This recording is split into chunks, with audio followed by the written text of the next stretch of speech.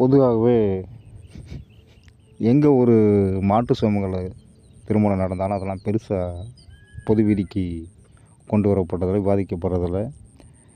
அது குறித்து தவறான விமர்சனங்கள் வைக்கப்படுவதில்லை. ஆனால் இது வட மாவட்டங்களை மையப்படுத்தி இது நடக்கும்போது மட்டும் அதிகமான விமர்சனங்கள் முன்வைக்கப்படுது.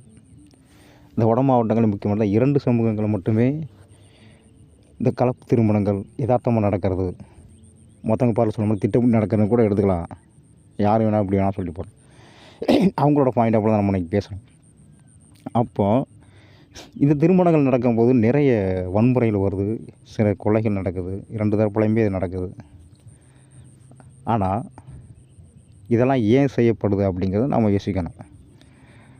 ஏன்னா இங்கே ஒரு சம்பவம் நடந்துருக்கு சமயத்தில். என்னென்னா, கள்ளக்குறிச்சியை சேர்ந்த ஒரு இளைஞர் இன்ஸ்டாகிராமில் நெல்லையை சேர்ந்த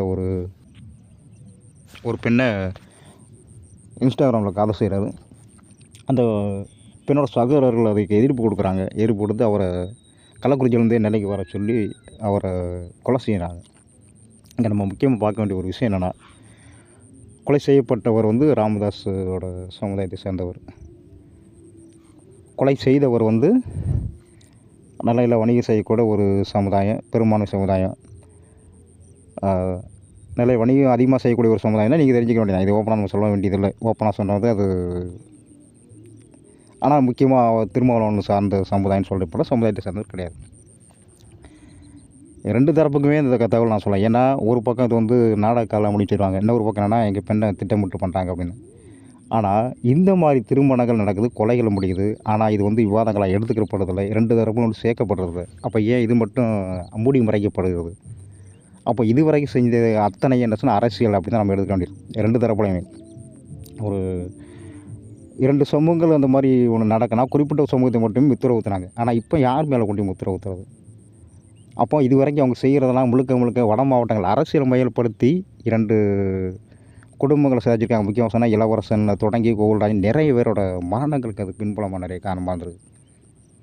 அந்த இளைஞரோட மன உளைச்சல் அந்த பெண்களோட வாழ்க்கையும் சரி, நிறைய பேருக்கு அது அந்த குடும்பங்கள் அழிஞ்சு போக கூட நிறைய காரணம் தான். ஆனால் இவ்வளோக்கும் முக்கிய காரணம் என்னென்னா, இதெல்லாம் யதார்த்தமாக சிலர் நடக்கலாம், சிலர் திட்டமிட்டு நடக்கினா கூட அவங்க சொல்ல மாதிரி எடுத்துக்கலாம். ஆனால் நடைமுறைகளில் இவங்க திட்டமிட்டு இதை ஒரு பரப்புரை செஞ்சு 2 சமூகங்களையும் மோத விட்டு அந்த வன்மத்தில் இவங்க குளிட்டு செஞ்சு இவங்க அரசியலுக்கு தங்களை வளர்த்துக்கிறக்காண்டி பயன்படுத்திக்கலாம். அப்படி தான் நம்ம நினைக்க வேண்டியிருக்கு. ஏன்னா இது மாதிரி பிற்படுத்துகிற சமூகங்களையும் நிறைய நடக்குது, ஒடுக்கப்பட்ட சமூகம் நிறைய நடக்குது. அதனால் இதாக விவாதத்துக்கு பெருசாக கொண்டு சொல்லப்பட்டதில்லை.